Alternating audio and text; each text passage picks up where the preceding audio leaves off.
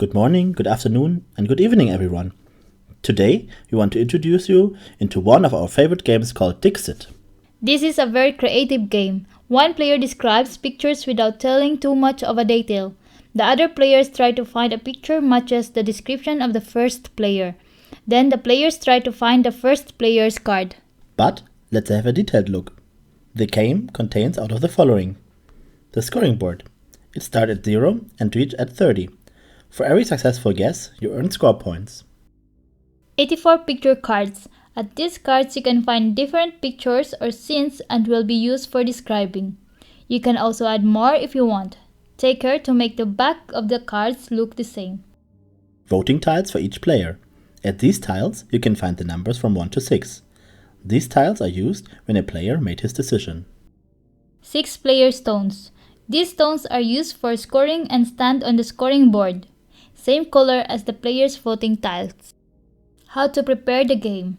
Each player chooses a game stone. In our case, we have rabbits in different colors and places it on the scoring board at the start marked with 0. The picture cards are shuffled and each player got 6 cards.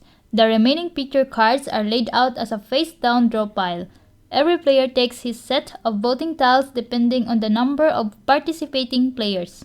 Note: keep your picture cards secret, so that no one else can see them. And now, how to play the game. We will show you each step in a little example. There are 5 players at the table: Paul, Lynn, Katrin, Rudy, and Rosie. The round starts with the narrator.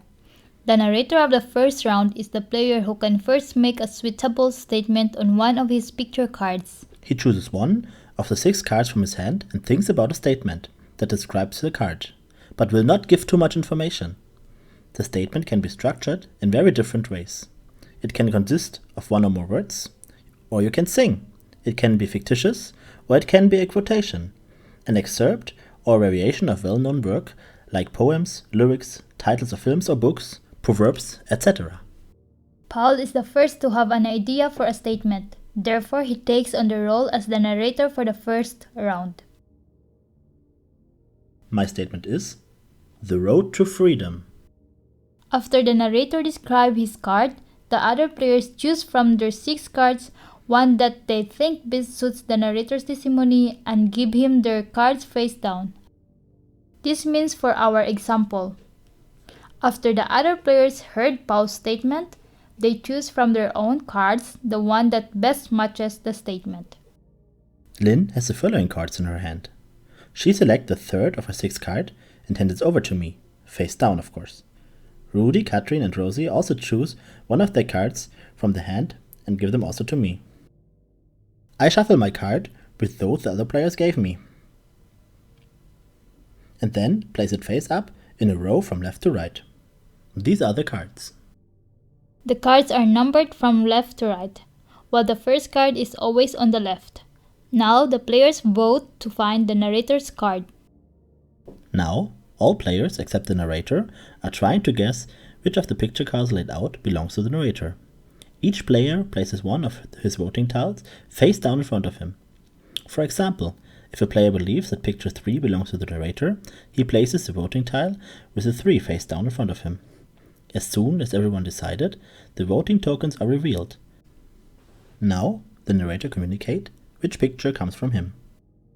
Note: no one can vote for his own picture. Paul's playmates are now trying to guess which of the displayed cards come from Paul. To do this, each player places a voting tile with a matching number face down in their front.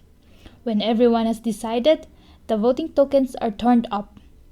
These are the results. How to get scoring points. Option 1. All players guessed the narrator's picture or nobody guessed it. The narrators received no points and all the other players received 2 points each. Option 2. At least one player guessed the narrator's picture, but not all. The narrator and all other players who guessed correctly each received 3 points. Bonus points. In addition to the points, each player received 1 point for each vote on his card. Remember, it's not allowed to vote for your own picture.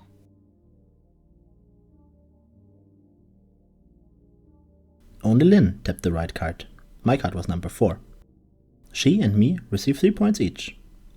2 players have voted for Lynn's card. Her card was number 1, which earns her 2 bonus points. Rosie received 1 point, because the player, in this case Rudy, has chosen her card number 3. In this round, Lynn receives 5 points. I receive 3 points and Rosie 1 point. Rudy and Katrin both are left without points, because they didn't guess the correct card, and no other player tapped their card. In the next round, Lynn is the new narrator, because she sits to the left of me. The players now move their player's tone 1 space forward for each point they receive. At the end of the round, all used cards went to the discard pile. Each player draws a card from the draw pile, so everyone has this card in his hand again. When the draw pile is used up, the discard pile is shuffled and laid out as a new draw pile. The narrator's left neighbor becomes the new narrator and the next round begins. The game ends as soon as one player has reached 30 or more points. Whoever has the most points at the end wins. In the event of a tie, the players share the win. Tips for the game. If the narrator's statement describes the picture too precisely, his teammates will recognize the card too easily and the narrator will be left without any points. But the opposite can also happen. The statement is too abstract or has hardly anything to do with the picture and nobody guesses the right card. Here, the narrator goes away empty-handed as well. The difficulty for the narrator is to make a statement that is not too obvious but also not too abstract, so that only a part of the players guess the right card. At first, this may not be an easy task, but after a few rounds you will find it easier and easier. Get inspired by the cards. If you are only 3-person playing, there are different rules in place. All players have 7 cards instead of 6. Each player hands 2 picture cards to the narrator instead of 1, so 5 cards are turned up. The goal remains the same. The players try to guess the narrator's card. The rating also changed a little. If only one player guesses the right card, he and the narrator each get 4 points instead of 3. For more fun, maybe as a party game, you can also choose a different game mode like pantomime and singing. The narrator can sing, or tweeting to the players. He can also present his message in pantomime. The rating is not changed. Of course, you can also think of your own variants and mix them with existing ones. That's it. Try it out. If you like what we're doing, give us a thumbs up. Share the video with your family and friends and hit subscribe. If you dislike, hit its button and let us know how we can improve. See you next time.